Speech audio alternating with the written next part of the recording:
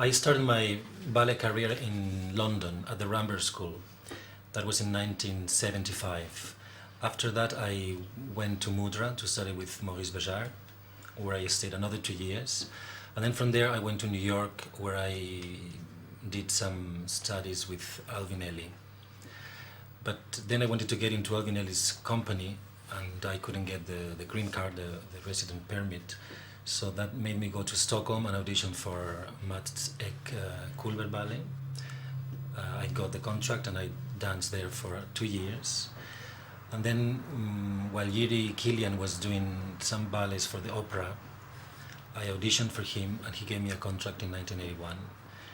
So I went to The Hague and I stayed with Yuri for 9 years until the Ministry of Culture from Spain called me and offered me this contract as an artistic director of the Compañía Nacional de Danza. Nacho's choreography is very special because it's very musical and it's very lyric, and when you dance you feel it's very organic. He's very talented. He's a very talented choreographer.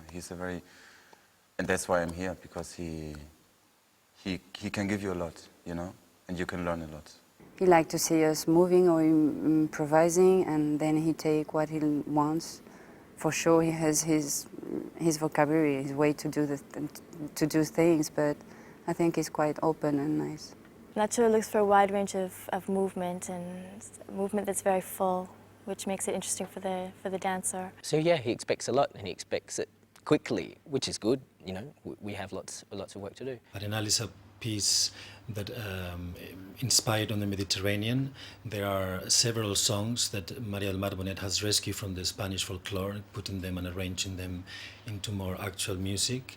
And there are 5 songs sung a cappella. These are danced by a woman.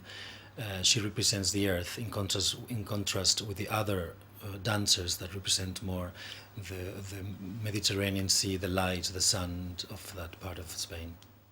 Well, when I first arrived 10 years ago in the company, most of the dancers were already in the company. I could only bring with me like 3 or 4 people from the Netherlands Dance Theatre. But along the years, this group of dancers have been changing, and now I have a group of dancers that are all here because they are interested in my work. You see a group of dancers that are convinced of the work they are doing, and all with the same sort of focus and idea. I think the company has become known now, in the dance world, also because already before I came to the company, my work was dance in many other companies around the world. So we've been, along these 9 years, gathering a very good and faithful audience. We have maybe 40 performances a year here in Madrid. All of them are fully booked, full houses, and I feel that the audience have grown together with us, I find the response of the public very nice. I mean, with this company we have a lot of success, and it's very nice when we leave the theater and you have a lot of young people asking for autographs. Usually we have many curtain calls, and it's very enthusiastic, yeah. I think very great response. For the public, I think it's a great company because you always go out from a performance with a lot of emotion, and there's nothing about dramatic things or story things, but he always can pass you something. Everybody knows Nacho in Spain, and he's very well seen now. My only source of inspiration for Duende was the music. When I heard Debussy's Danse Sacrée, Danse Profane, I liked it very much, and immediately I saw the possibility of making a ballet. I like very much the mixed in the music of Oriental sounds and even jazz sounds. Of course, also Eastern impressionistic music. And always when I heard that piece, I never saw people, I saw nature or colors, forms. So I think it's a very sculptural work, what I made. It has no dramatic line in the piece. Doesn't really has a message. I just did what I felt when I heard the music. I called it Duende. Duende in Spanish means elf, because it also reminds me when I hear this very magical music. I imagine, well, these sort of elves in the countryside, these sort of creatures that you know they are there, but you never see them because, well, they don't exist.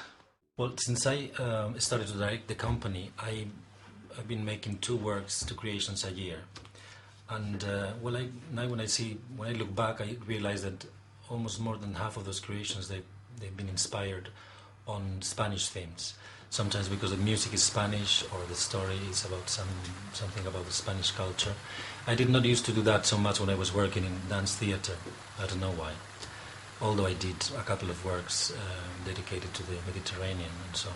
But since I came back to my country, since I came back and lived again in my city, and since I have most of the dancers Spanish, somehow I started to be more and more inspired on the Spanish culture. I've been using more and more music from Spanish composers like Granados, Rodrigo. So I think that's what gives the company a Spanish look or a Spanish feeling. It's true that Spain has a strong dance history, but that is more to do with the Spanish dance, flamenco, and the escuela bolera and so on. But not with classical dance, as many other cities in the rest of Europe and in the world have operas with classical ballets. Yes, in the beginning of the century with Massina, with Diaghilev, when the Ballet Russe came over to Spain, but especially since Franco's dictatorship, the whole sort of, opera and dance was completely put aside.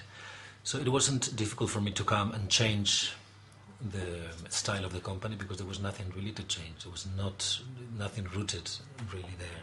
Some people were against, some people that wanted, the white tutu ballets and stuff was some of the critics especially. But the audience, what they were hungry was to see dance, really just see people dance on stage and see themselves reflected on what was going on stage. And that's nothing can do that better than contemporary dance. Probos Muro wants to pay a tribute to the very important role that dance played in the 15th and 16th century. For that I choose music of that time, and together with verses from the Spanish poet Garcilaso de la Vega. I try to connect music, words and choreography together to express how people felt dance in those days. I think that in those days dance was not considered an art. Dance was considered, it was a very direct cultural expression from the people, and everybody would dance and everywhere. People from the court, people from the villages, you would dance in a wedding or in a holiday, in a city festivity, also in a funeral. I choose different verses from Garcilaso de la Vega. Some of them are got to do with dance. Some of them are got to do with pure festivities, and some of them are got to do with love. For example, one of them is talking about somebody who is trying to dance, but is drunk so much in the party that can't get his steps together. And then I try to put that on my choreography. And then the piece finishes with a beautiful verse that is called For Thee I Die. And from there I took the title of the piece. And ends like this: For thee I was born, for thee I'm living, and for thee I will die.